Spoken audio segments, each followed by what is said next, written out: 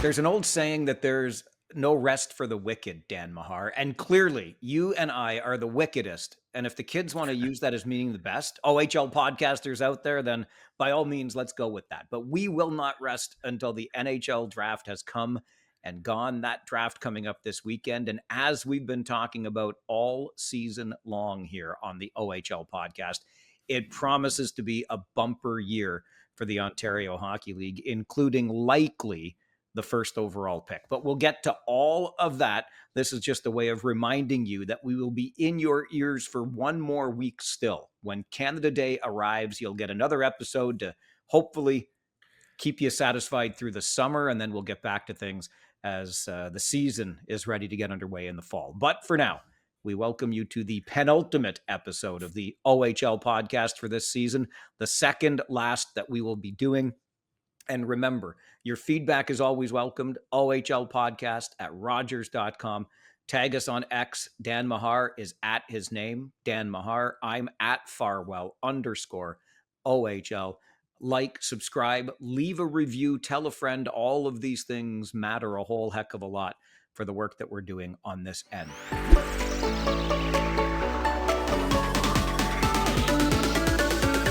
Speaking of work, Dan Mahar, the Ontario Hockey League got its hands into the goings-on in the Niagara region with the Ice Dogs, the cultural review.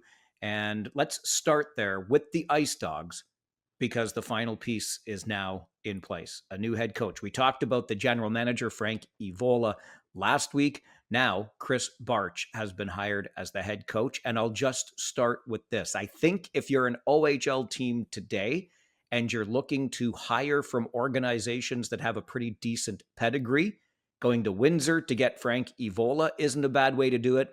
And although he played there years ago, Chris Barch comes out of the London Knights system. The Knights, of course, we've talked about an awful lot. Can't get much better than that over the past quarter century. So maybe the right building blocks for the Niagara Ice Dogs, Dan. Well, yeah, and Chris Barch, another former NHL player, has that pedigree, knows the league, knows what it takes to be a pro. Heard some comments about, well, I doesn't really have any experience at this level, coaching in here on Perth, and had a little bit of a lower level. But hey, I'm the fan of an NHL team that hired a guy who had only coached U13 and when he was hired in NHL, and he's done quite well. So if you have the right rapport with your players, you have the right communication style, and you have all the background knowledge and experience you've gained through your career, it sounds like a shrewd hire to me. And not just recycling coaches that maybe haven't succeeded before. This is a guy that seems intense about winning and taking that step with Niagara. So looks to me like a shrewd move by them. The thing for Niagara naturally is it's not all just what's going on the ice, right? There is a cultural issue here. That's what led to the OHL's review. And you're going to have to change the culture off the ice as well as on. So there's a lot of work to be done by both Evola and Barch here, but they're saying all the right things as you would imagine they would. But I'm just going to say, Dan, that I am hoping for the very best for a market that I think is a very good one for this league. Let's hope these are the two guys to kind of sort that out and get the culture in place both on and off the ice in Niagara. Yeah, exactly. So when you have this kind of cultural issue or this review taking place, the natural instinct is to clean house, just remove everyone who was there, get a whole bunch of new people in. We don't know exactly the ins and outs behind the scenes of how involved Darren DeDobler will be from an ownership level, other than he has kind of been pushed back to the margins, I guess. And then brand new people in the GM chair and the coach's chair. And there's going to be a number of new people in players' chairs as well this year. So you've got a whole bunch of new people there, a whole bunch of new people in senior control roles, if you will. So if this doesn't fix it, I think we've got deeper problems, but I think things are looking really positive for that organization based on who they brought in. If this doesn't fix it, great point. Again, I'm going to remain optimistic that this will fix it. But I think the other thing that is worth bringing to bear here is that it's not going to happen overnight. There is some goodwill to be rebuilt in the region and with Niagara Ice Dogs fans. And frankly, you don't change a culture overnight. So It's going to be a bit of a process. And I know this is probably not something that Ice Dogs fans want to hear, but you're going to have to be a little bit patient here as this restructuring of the culture gets underway. Yeah, and yeah, absolutely have to be patient. But you know what? Maybe not even as patient as we thought, because Frankie Vola's been busy already. I mean, Alex Asadurian traded, Max Crete traded. He's already started his business there. There's a and who knows the reasoning behind some of those trades, hockey trades or otherwise. But he's busy already, so it's not like the GM has stepped in and said, you know, I'm going to take 6 months and figure out what we've got here. He obviously already had a plan and some idea of what he had to do in the short term. He's already making those plans happen. So yes, you're absolutely right. Patience required, but maybe not as much as we thought. I think you're going to see the wheels start to turn over the summer, and by training camp, we'll have a really good idea of what the plan is there.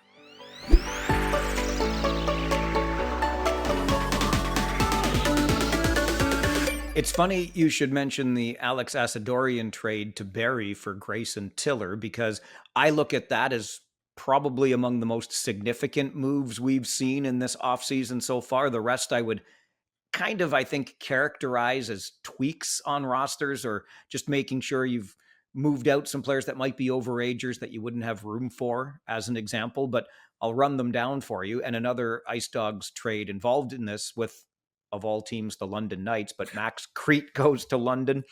Jacob Terrian goes from North Bay to Owen Sound. That's straight up for picks.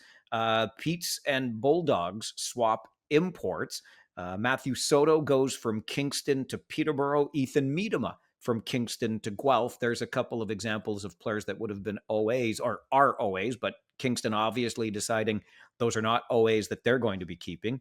Tomasz Pobazal, pardon me if I don't get the name right. We never did see him in Kitchener, Dan, but a Rangers import pick that was not going to fit with the Rangers roster next season. So he gets dealt to the Kingston Frontenacs. And then, as I mentioned, what I think might be the most significant of the moves is the Grayson Tiller from Barrie to Niagara for Alex Asadorian. I know I just gave you a grocery list there, but what is your take of the moves that we have seen, and maybe why it is that we're seeing them?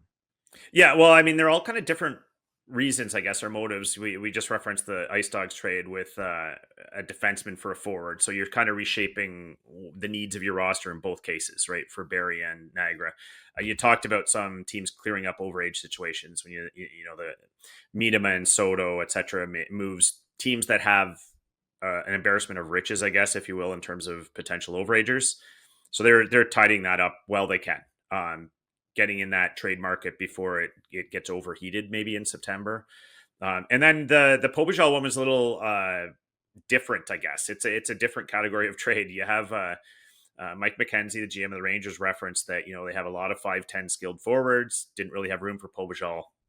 That's totally fair logic to me. It fits a profile you have in spades. Maybe even have to thin out a little. So yeah, no space for him. But you also look at a Kitchen Ranger team that currently only has one import on a roster that's now allowed three. So you have to think that Mike McKenzie has some other moves up his sleeve, whether it's through the import draft or otherwise. But clearly, when you're saying no to an import when you have two slots open, another shoe is going to drop. So the trades we've seen so far, I would call housekeeping, I guess.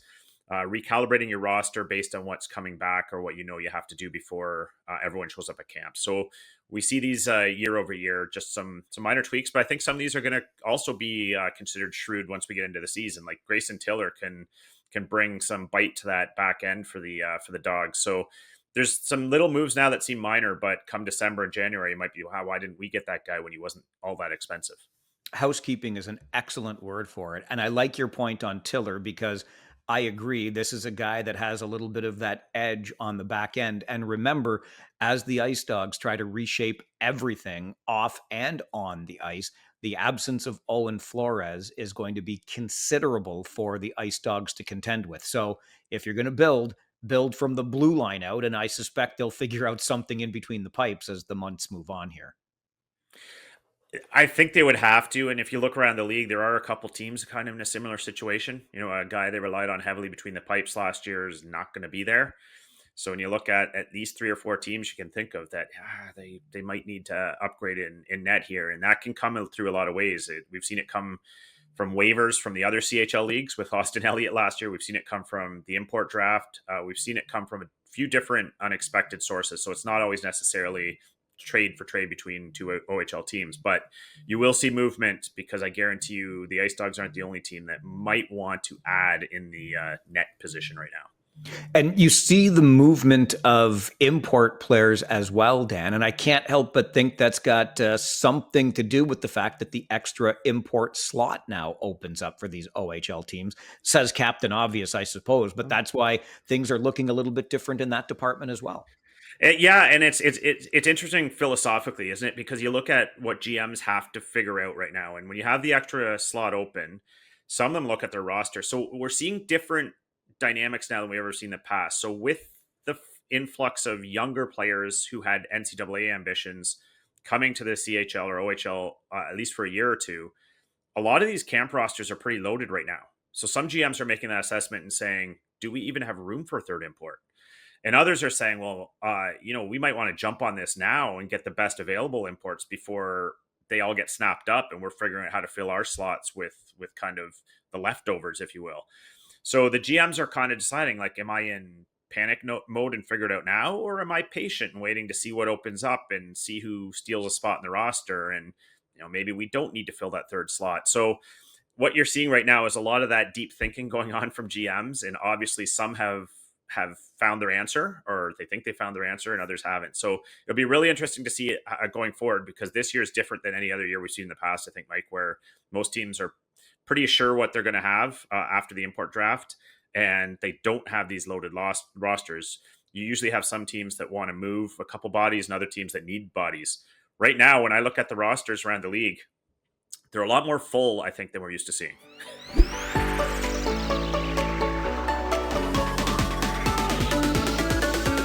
Loaded rosters, you say. How interesting, because I think this ties in very nicely, Dan, to a little tidbit that you picked up from Elliot Friedman in the latest 32 Thoughts podcast, and that is the upcoming CBA. And you and I have alluded to this at times through our season here on the OHL podcast. But when the National Hockey League works out a new collective bargaining agreement, it will impact the landscape in junior hockey across this country, much like the NCAA rule change has. It won't be as significant an impact, I'll grant you, but this will, at least from what Elliot Friedman is reporting, have some impact, I would think, because according to Elliot Friedman, more room on American Hockey League rosters for junior aged players. What do you make of this?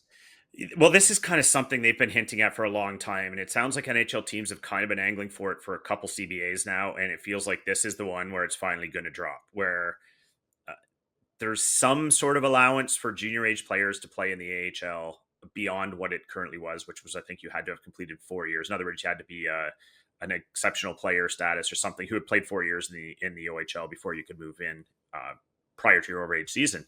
And you So had to be we're signed, right? Yes, and you have to be Yes. signed. Yeah. You have to be signed. So I'm thinking it'll still be that, but we talked about the potentials are probably either a limit on the number an AHL team can have that are under 20, like whether that's one or two, or if you're a first round pick, you can be assigned to the AHL, something like that. So I think in terms of what does that mean in the big picture, on the surface, it's, wow, that's another hit for a junior. That's another hit for the OHL. Some of their best players are going to be assigned to the AHL. What I do think, though, is when you look at the upcoming NHL draft, which we'll talk about, there's already some rumblings that some of the very high end picks, after they get drafted and talk to their NHL teams, might jump to the NCAA or might stay in the OHL, depending what how their team guides them. I think that's the very same crop of players we'd be talking about with this change in the CBA anyway, where, say, we'll take a random name that's near the top of the draft, like hypothetical, say, Michael Misa or Matthew Schaefer. They get drafted, and the NHL team says, well, you were considering NCAA. Well, we really think you could play for our AHL team, so we're going to put you there.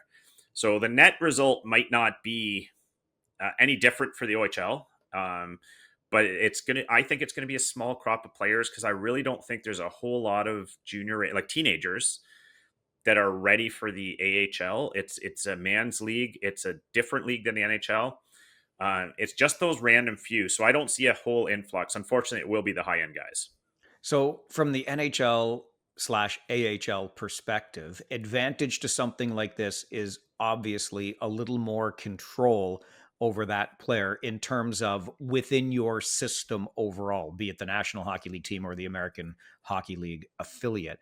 The thing I worry about, well, and then well, I'll get to the another point in a minute. But the thing I worry about a little bit, and you just talked about it being a man's league, and how many times have we said, Dan, because this option has long existed, either going to the National Hockey League as an 18-year-old or because you've been signed as a 20-year-old, you're already starting in the American Hockey League. But we have said that nobody has ever had their development stunted by staying another year in junior. However, we have seen development stunted by being elevated too fast, primarily to the National Hockey League. But nonetheless, I think the point stands with the AHL. And I do wonder philosophically here, I'm not at these meetings between AHL and NHL general managers, and I'm not going to claim to understand the inner workings of this.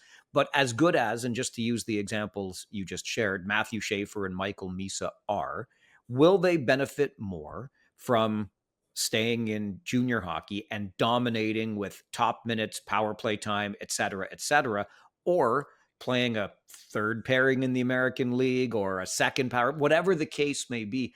I don't know that, again, I'm not going to claim to be the expert on this, but that's the question that jumps out to me. Will they develop better in junior where they get a chance to dominate and play in every single situation versus going to that quote unquote man's league and being used in limited situations? Yeah, and honestly, I think we always look for blanket answers to these things, blanket philosophies, and we know that different NHL people have different philosophies about where players develop best. But I really believe all of this is going to come down to case by case. And when you look at those two hypothetical names we just raised, Schaefer and Misa, for me, Schaefer absolutely would benefit more from coming back to junior. He's missed so much time, needs the reps. The OHL plays the 68 game schedule plus playoffs. Like, to me, it just makes, he hasn't had enough reps at this level yet to say, yeah, you're ready for the man's league. Misa would be entirely different. Misa's got a number of years in this league. Misa maybe maxed out what he can prove in this league. And you look at the circumstances the team he's returning to as well and say, well, Saganow's not even going to be competitive this year. So there's all kinds of factors that come in. And I think another big one is who's coaching him in junior. If you're sending him back to a Dale Hunter, a UC Hocus, guys of that ilk, then yeah, that's a check in the favor of returning him to the OHL team. But if you look at a market and say, they haven't had their act together for a couple of years, I'm not sure about this coaching staff. Well, then you're going to say, well, we'd rather have him with our guy who we hired in the AHL and just take the lumps of however that development pans out. But so I think everything is going to be case by case. And it's going to be influenced by all those factors, including the general philosophy of the NHL teams. But I agree with you. By and large, it never hurts a guy to return to junior. And I hope that's the attitude most NHL teams have, because you see it hurt people when they're forced into situations they can't handle at that age and end up not getting minutes, not getting reps. And really all they're getting from it is observing pros around them, which is good, but it's not really enough at that stage of their development, in my opinion. The other point I was going to make a moment ago around this is, of course, if you are using a roster spot on a 19-year-old player who might otherwise have been in junior, for example, you are losing a roster spot for perhaps a 34, 35, 36-year-old veteran in the American League. And there's a ripple effect associated with that as well. But on the junior side of things, just to put a final point on this, Dan, I know there could be some doomsayers out there that would look at this and say, oh boy, another option for traditionally junior aged players to go pro and play in the American League. That just lends more weight to the idea that we are moving. Again, this is the negative Nancy point of view here, but towards a 16 to 18-year-old super league in junior and losing out on those 19 and 20-year-olds, obviously with the NCAA option there as well. Absolutely. It might not be quite as big a domino as the opening of the NCAA pipeline, but yeah, you're right. It's another blow to the junior leagues in terms of players they may lose.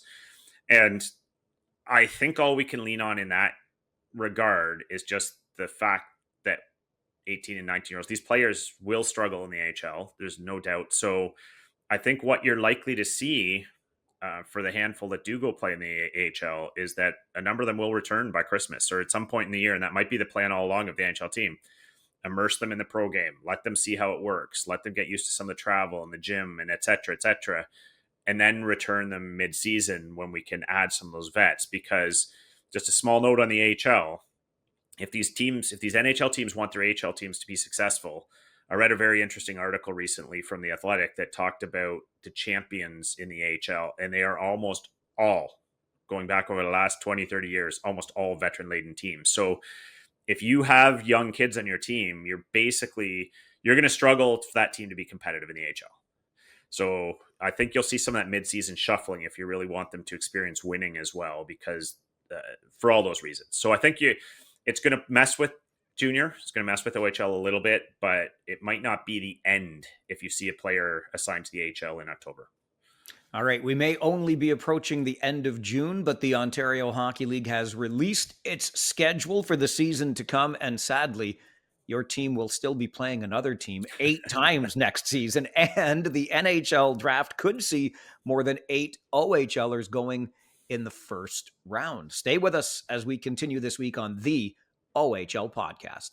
We just got to witness the fastest game on ice hit that brand new gear with the Stanley Cup final. Connor McDavid, the former Erie Otter, not able to get it done against Sam Bennett, the former Kingston Frontenac, and Sam Reinhart, another Sam with 4 goals in that cup clinching game for Florida, another CHL product. But remember, DraftKings Sportsbook, an official sports betting partner of the NHL, lets you take every slap shot, breakaway, and overtime thriller to the next level. You are able to pick your team to win. You can lock in a wager and you're off to the races. It's fast, it's simple, puts you right in the middle of the action. And here's the kicker. New customers who bet just $5 will score $300 in bonus bets if their wager hits. That's right. Turn $5 into a huge sports payout. Download the DraftKings Sportsbook app now and use promo code THPN. That's promo code THPN to unlock $300 in bonus bets when your $5 bet wins. Only at DraftKings Sportsbook. The crown is yours.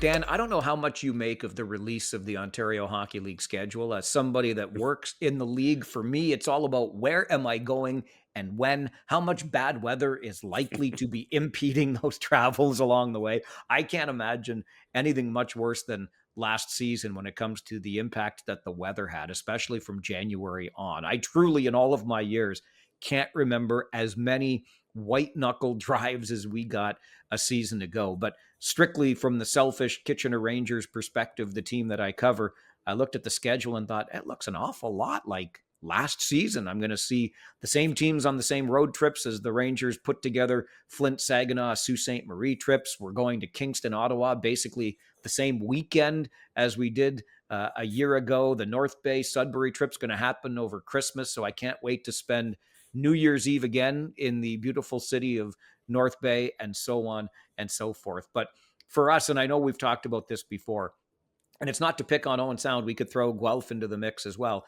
8 times against any one team is still a little too much for me. I think the league has a real opportunity here to make an easy change to reinvigorate some fan enthusiasm, if you will. But do you have any takeaways? Oh, and one other thing, only 1-3-3 for the Kitchener Rangers. Whoever was at the negotiating table there did a pretty good job, because if you can avoid those things, it's probably not the worst for your team's ability to recover between games, etc. But do you have any general takeaways? Does the release of the schedule excite you in any way?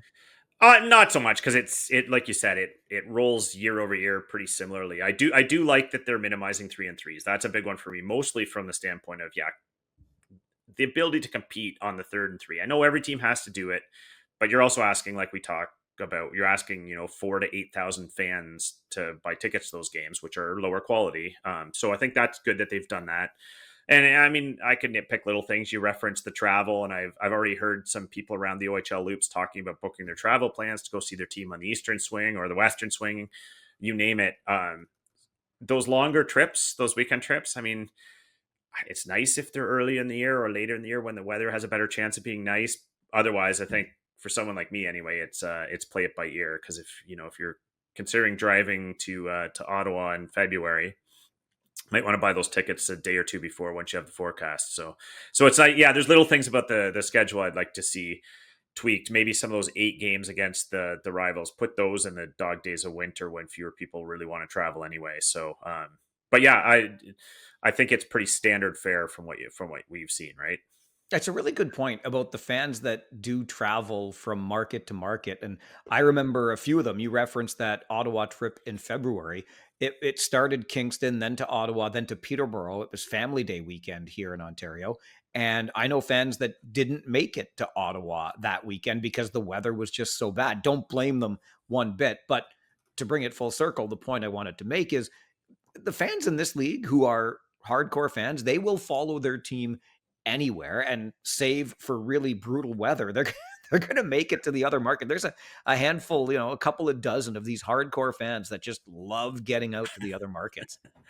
Yeah, it's a factor. I mean, weather's always gonna be a factor in hockey season in Canada. But I mean, I remember when I was younger and even dumber, doing some road trips that really probably should not have done, and particularly one to see an AHL game in Quebec, and just absolutely had no business on the roads. But you're not that bright. You bought your tickets. You're gonna plow through. But yeah, it's a factor, and you can lose. You just need to know you might lose those games. You might lose that weekend you planned on Canada in winter. You can't predict it. So maybe if we had the harsh winter last year, maybe we're due for a lighter one.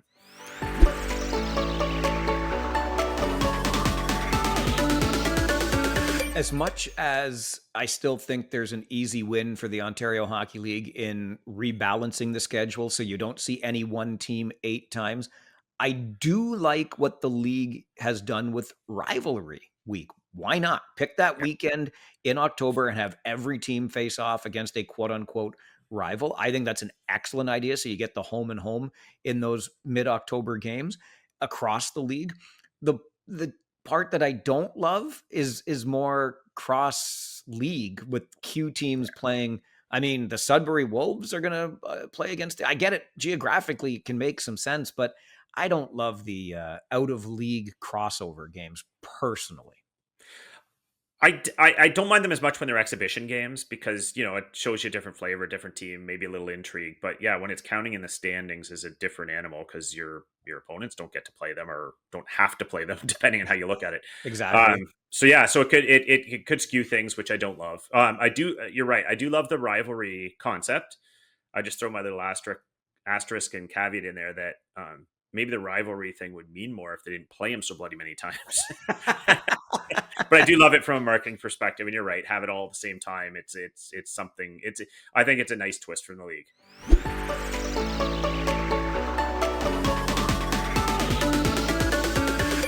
The NHL draft now is just days away, and let's get into the details of that. We've been talking about it all season long, Dan. It promises to be a pretty darn fine year for the Ontario Hockey League. Corey Pronman of The Athletic has 3 OHLers going 1, 2, 3 in Schaefer, Misa, and Martone, and he's got 5 of his top 10 as OHLers. If you add Jake O'Brien in there at 7 and Brady Martin in there at 10th. Bottom line is, again, a bumper year, I think, for the Ontario Hockey League. Top end talent coming out of it.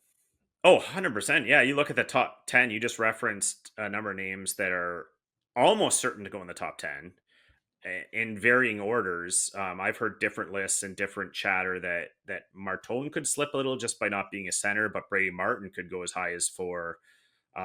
Different things could happen. Jake O'Brien, I've seen him anywhere from 3 to 7. It's possible there is a world where the top 4 picks, possibly even the top 5 picks, come from the OHL. I mean, that's a bit of a stretch, but it is a bumper year for sure. And then when you get below that too, I mean, you don't have to go far when you're looking at Malcolm Spence is going to be in there. Cameron Reed is likely going to be in the teens. You could get Jack Nesbitt. I'm even hearing, well, we know Kashawn Aitchison is going probably somewhere between 10 and about 16, 17. So those guys are almost shoo-ins for the first round. So now you're up to 8, 9, 10 guys from the OHL, and there's still an outside. I'm starting to hear chatter that Jack Ivankovic might creep into some lists. Jack Nesbitt's right there.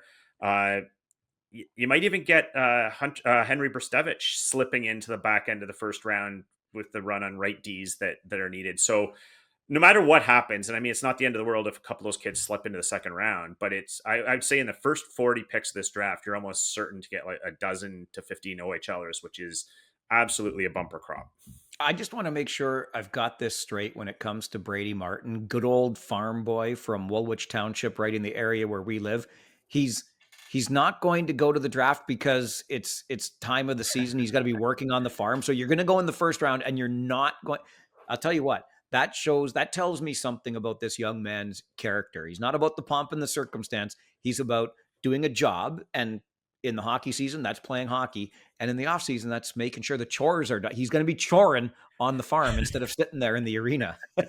It's funny talking about Brady Martin, Mike, because those that follow the draft staunchly know that the NHL team's schedule is whack of interviews with the prospects, and some of them put their prospects through the ringer, ask them nearly impossible questions, and just try and see how they react. And after these interviews all happen, you get a lot of, they're teenagers. A lot of them said the same things. They struggle with this. They were what we expected. But you get a few names trickle into the, oh my God, do not draft this kid. He was way out to lunch. And then you get a few names trickle into, oh my God, he impressed everybody. He might climb lists. And Brady Martin was in the ladder. He just apparently wowed every team he met with. They just loved his character, loved the personality. Has professional written all over him. Just a great kid. So that's why I like, how big a believer I am in that kid. But I also think, I think you're going to see him go earlier than most people thought, and a lot of it will do with that character you referenced that everyone's starting to see. Well, speaking of character, and I know I'm, putting on the red and blue glasses here, but I'm very intrigued. And you referenced the name before, probably mid first round for a player like Cameron Reed. I'm curious as to how his interviews might have elevated his status because this is a guy that has had pro written all over him, in my opinion, since he came into this league. Just the way he carries himself, the way he plays the game on the ice. I think we saw a really nice elevation in his development from year one to year two. This guy is going to make an NHL team very happy as a blue liner. I'm not talking your uh, power play quarterback in the NHL. I'm not talking the second coming of Ray Bork by any stretch of the imagination, but I am saying this guy is going to be more than capable in the National Hockey League for years to come. And if you're looking at a long-term play, a guy that's going to give you quality minutes on the back end at the next level. I'm so confident about that in a guy like Cameron Reed. I'm really curious to see who gets him and where. So yeah, Cameron Reed oozes that character and leadership that we just talked about with Brady Martin, and the team see it. And another thing, Cameron Reed was asked at the NHL Combine what he's doing next year. Do you have an NCAA offers? And he was emphatic, said, no, I love it in Kitchener. I'm going back. And don't think for a second in all this discussion about NCAA, OHL, all this uncertainty, don't think for a second it doesn't matter to some of these NHL execs hearing about loyalty and commitment to his team that Cameron Reed shows. And one last little point on the Cameron Reed thing. So just referencing more material, draft material I've been reading. So another athletic article did an interview of, I believe it was 14 NHL scouts, anonymous, and they asked them about the middle grouping of defensemen available in the first round. So they took out Matthew Schaefer. He's obviously going first. Basically everyone else. So there's a fellow, Radim Murtka, Kashawn Aitchison, Logan Hensler, Blake Fiddler, Cameron Reed was in there. Sasha Boumedienne playing in the NCAA. This was kind of the grouping, and they asked them, who would your team pick next after Matthew Schaefer, and who would they least like? Basically rank them. Murtka is kind of the consensus next after Schaefer. He had 8 or 9 votes from the scouts, but Cameron Reed was next, I believe, with 3, saying he was the next best defenseman in this group after Schaefer. So if you read the article, opinions were all over the place, varied. The consensus is probably Cam Reed's going to go somewhere probably between at the highest 14, 15, somewhere down to 22, 23 in that range, and it's going to depend on what teams are looking for. Some teams may not need, I know my team, the Montreal Canadiens, picked twice in that range. They don't need a left defenseman, skating left defenseman, so it's unlikely he goes there.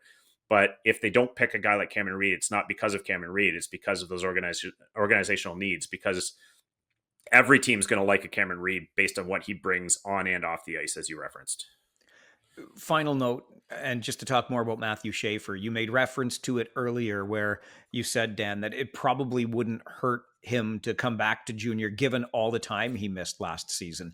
And I don't think we should forget that, because here's a guy that missed as much time as he did, got to show what he was capable of for what, a game and a period at the World Juniors, and is the consensus first overall. I got to know Matthew a little bit better last year during the playoffs when it was Rangers Otters in the first round. Obviously, you spend a lot of time on those road trips for a couple of games. So 3, 4 days in Erie around both teams. And I'll tell you what, you want to talk about a guy that oozes character, got to know his dad a little bit. So you learn a little bit more about the family, etc. But it is a testament to who Matthew Schaefer is on and off the ice, that after all of that time missed, this is a guy that people are looking at and still saying, yeah, I'm going to use my first overall pick on that kid. Yeah, I mean, he's a bit of a unicorn outlier in this draft where there aren't as many high end D, and D are so important that you got a lot. So that helps his cause. But yeah, I think I saw the NHL panel on the telecast the other night referenced it best when they said when you have a kid on a defense, a key position at defense that moves the way he moves, you can't pass that up for any of the other kids up in that range who are mostly forward. So he's going to go high. And you talk about his character, and I'll just like quickly harken back to that story. I believe I told on the podcast earlier, but when the prospects game was on in Brantford, a couple kids who I coach went down to the game, and they met all the top prospects, had tour the dressing room, had that great experience, and they came back just raving about Matthew Schaefer. He was the one. He was the one that was great with them, spent time with them, was so easy to talk to. And to me, that says a lot because it's a kid who's only a year or two older than these kids, and just had all the time in the world for them, understood his role as an ambassador, as a professional. That's a kid that's going to go far. Bottom line is, if you are a fan of the Ontario Hockey League, you are going to enjoy the first round of the NHL draft when it comes up this weekend. Okay, these guys have been a coaching duo since their days in junior, but is Spot about to go solo? Well, actually, I think he is. And are the days of fighting numbered in junior hockey? Dan and I will get into that as we continue the OHL podcast.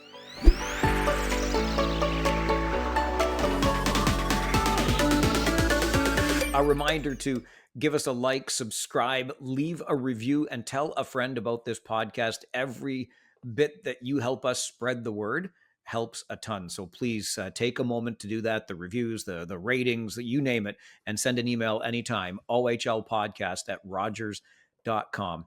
Dan, you and I couldn't help but notice, because we saw them coach in Kitchener. We arguably still look back at the DeBoer Spot era as being the best era coaching wise that the Kitchener Rangers have ever seen. But after Pete DeBoer gets turfed in Dallas, Steve Spott signs as an assistant with the Boston Bruins. I don't think this had anything to do with Steve Spott disagreeing with Pete DeBoer on the handling of Jake Ottinger. We've talked about that to no end. I don't think it's got anything to do with that. The number one thing this might tell me is that maybe Pete doesn't have a coaching prospect for next season, and Steve Spott's got to work. So Boston it is, but it's really strange to see these two, like it's Batman and Robin, it's Mutt and Jeff, it's Gretzky and Curry, and now it's going to be Marco Sturm as the head coach in Boston with Steve Spott as one of his assistants. Yeah, I think you were as shocked as I was when we saw the announcement, right? Because wow, Steve Spott going somewhere without DeBoer. Usually, it's DeBoer's announced first, and oh, by the way, Spott's tagging along. The Marco Sturm connection we talked about offline was, he played in San Jose when DeBoer and Spott were there. I'm not sure. I was racking my brain to think of any other coaching duos that have been that attached at the hips. You often see people bring along their people on their staff more than one time, but I couldn't think of one where they had gone on so many stops together, from Plymouth to Kitchener, San Jose, Vegas, Dallas, Jersey. They're always together.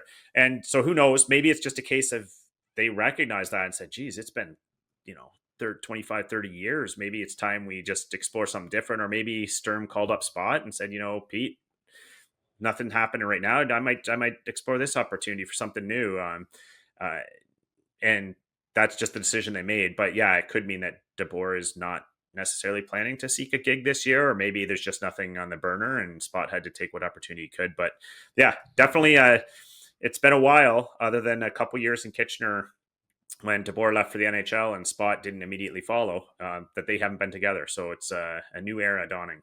I was thinking of that very thing about the time that they were apart after DeBoer left to go to Florida. Steve Spott stayed on as head coach and general manager then, assuming the role that DeBoer had in Kitchener. And then you'll remember Steve Spott left to become the head coach of the American Hockey League's Toronto Marlies for a minute before rejoining Pete DeBoer in the National Hockey League. And they've basically been together ever since. So it's very strange, especially for guys like you and I that uh, covered and followed Steve Spott and Pete DeBoer so closely in Kitchener. And also, when we were having this conversation offline, you threw out the possibility and perished the thought from where I'm sitting, Dan. I feel like there may not be a head coaching opportunity for Pete DeBoer this coming season.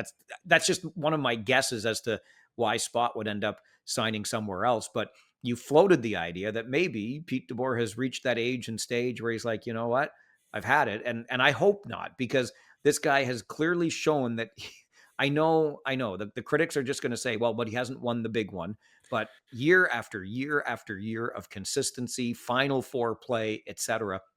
I know from working with this guy in Kitchener how competitive he is, and I know there are 31 other extremely competitive head coaches. Bottom line is, obviously the guy wants that elusive Stanley Cup ring. I want to see him get it. So perish the thought that he might actually say, I'm done with head coaching.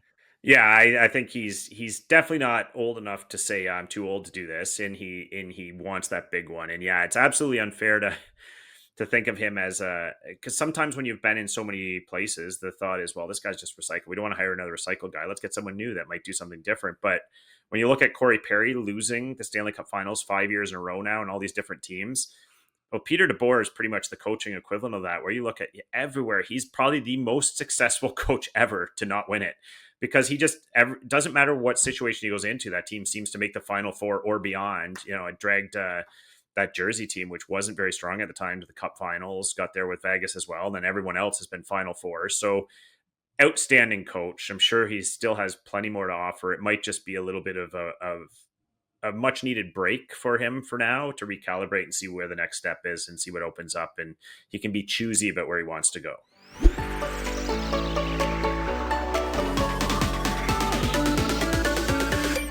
You and I have said multiple times through this season on the OHL podcast, Dan, that every good story needs a good villain. And that villain in the Ontario Hockey League is the London Knights. 19 other fan bases love to hate on them. It makes for great storytelling. And maybe junior hockey or Hockey Canada, the foil to that organization is a fellow by the name of Rick Westhead, because Rick's reporting this past week is from the Office of the Sport Integrity Commissioner, and a report that goes back almost 2 months now to early May, but that suggests that Hockey Canada ban fighting across junior hockey, major junior, the leagues that we cover in the future, obviously as a way to not only protect players from the potential negative outcomes from engaging in fights, but also to boost enrollment at the grassroots level, because it's a quote unquote less violent game later on. But what do you make of the reports and the suggestion, of course, that fighting be banned from the game that we love? Well, we know Rick Westhead now as a journalist that likes to investigate the status quo and challenge it in junior hockey. That's kind of his beat, and he does it very well. I mean, he gets to the bottom of these issues and brings them to the surface, and a lot of people don't like that. And I guarantee you, a lot of the more old school fans are not going to like this one. They're going to say, "Well, what else are you going to do to take away the sport we loved?" But really, when you, some of the culture change that Westhead's reporting has tackled has been long overdue. Some hockey culture issues that have had to surface and had to be fixed. This one's going to be more of a gray area, though. This one's going to be more troubling because a lot of people still believe fighting's a part of it. It's an entertaining part of it. The players are willing. Leave it alone. It's what sets hockey apart from other sports. So you're going to get that whole argument. But what he's reporting on from this study is just that, not shockingly, there are some scientists, there's some medical people that say this is not good for these people to be punched in the head at this age, or at any age, but especially at this age. So, guys, we might want to stop this. So, this debate's going to rage on probably forever, and it may be inevitable that at some point it comes to an end. Let's face it, it's already slowed down wildly from where it was. Uh, I think a lot of people feel, well, that's the middle ground. We're at the middle ground now. This is the compromise. Let's leave it there. So it'll be interesting to see where this goes. But once you start being backed by the medical people and science, it's hard to ignore what could get you in trouble legally. Boxing still exists as a sport to some degree. I mean, I was a fan of the sport a whole lot more in its heyday, but nonetheless, I would argue that UFC is as big as it's ever been, maybe one of the biggest sports going, save for soccer, naturally. Uh, I hear where you're coming from, Dan, and I think you make a good point. If, at some point, maybe not in our lifetimes, probably not in our lifetimes, it might just come to an end fighting in general because we know the negative outcomes. And as we evolve as human beings and as we learn more, that just might bring to an end these sports in general. But I'm certainly not ready for it. And I'm not sure it ever actually will come to a complete end because I think human nature almost demands of us to find out who's stronger, who's better. I don't know. And in some cases, that would mean, the strength part would mean in a toe to toe fight. Look, the league has made hockey in general has made tremendous progress in this regard. We've talked about it constantly. There's no longer the designated enforcer. Nobody at the junior level has to fight if they're not willing to engage in that. Nobody's getting picked on or bullied for the most part. I'm sure there are the exceptions that people could pick out and that stand out to them. But generally speaking, we've reached a really good place. I utterly dismiss the argument that in junior hockey, these are quote unquote kids. They're young men. They know what they're doing. They know the rules of engagement. And frankly, I would use this as an opportunity to say, hey, Ontario Hockey League, let's reevaluate that 3-fight limit because I think you're putting players in more dangerous situations by capping them at 3. I'll leave it there. Rick Westhead, to your point, Dan, and a very good point you made. He's doing his job. He's doing his job well. I'm not ready to engage in any conversation around taking fighting out of the game entirely for the reasons I just mentioned. Yeah, and that's totally fair. And I think a lot of people would agree with you. And I gotta admit, I'm wishy washy on this one myself. I totally understand the argument about taking it out, but the hockey fan in me that's been around on this planet for as long as it has says, it's an entertaining part of it. It's the emotional part of it. It brings eyes to the game as well. So I'm not sure I'm ready to say goodbye to it either. And like you said, it's human nature. Some of this stuff is going to go on anyway. So really, at the end of the day, you're not ever really eliminating it. You're maybe penalizing it more. You're punishing it more harshly so that it doesn't happen as often. But yeah, I'm with you. It's a hard one to totally take out of the game, and I'm not sure we'll see it anytime soon.